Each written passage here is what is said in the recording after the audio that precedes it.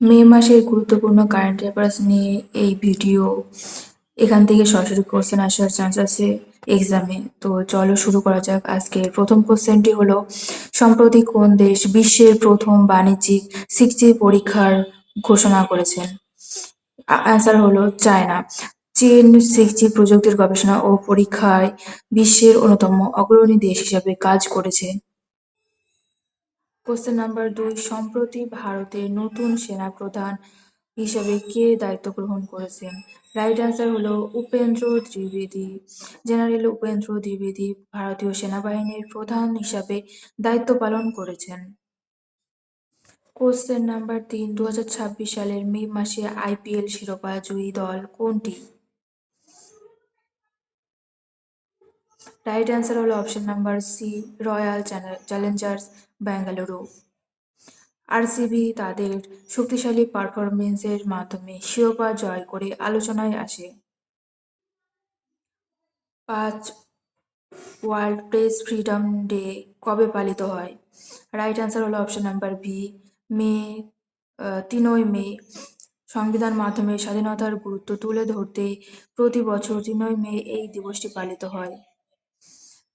Question number 6, সম্প্রতি কোন ভারতীয় রাজ্য প্রথম AI পলিসি 2.0 চালু করেছে? রাইট অ্যান্সার হলো তামিলনাড়ু। প্রযুক্তি ও AI ভিত্তিক অর্থনীতি গড়ে তুলতে রাজ্যটি নতুন নীতি চালু করে। কোশ্চেন নাম্বার 7, সম্প্রতি ভারতের কোন শহরে নতুন গ্রিন হাইড্রোজেন প্রকল্প উদ্বোধন করা হয়েছে? রাইট অ্যান্সার হলো অপশন নাম্বার এ, জামনগর। সবুজ শক্তি উৎপাদনের ভারতের বৃহৎ বিনিয়োগের অংশ হিসাবে এই প্রকল্পটি গুরুত্বপূর্ণ। কোশ্চেন নাম্বার 8, সম্প্রতি কোন ভারতীয় প্রতিষ্ঠান কোয়ান্টাম কম্পিউটিং গবেষণায় নতুন সাফল্য অর্জন করেছেন? রাইট অ্যান্সার হলো IIT বেঙ্গালুরু।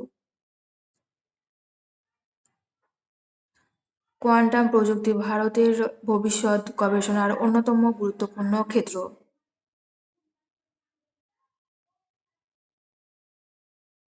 সম্প্রতি কোন দেশ আর্টিফিশিয়াল ইন্টেলিজেন্স নিয়ন্ত্রণের জন্য নতুন আইন নিয়ে আলোচনায় এসেছে?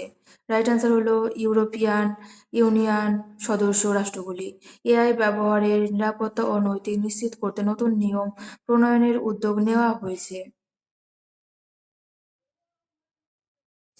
Question number 10, international day of UN piece keepers পালিত হয়? রাইট অ্যান্সার হলো অপশন নাম্বার সি, 29 মে। ইউনাইটেড নেশন শান্তিরক্ষী বাহিনীর অবদানকে সম্মান জানাতে এই দিবস পালিত করা হয়।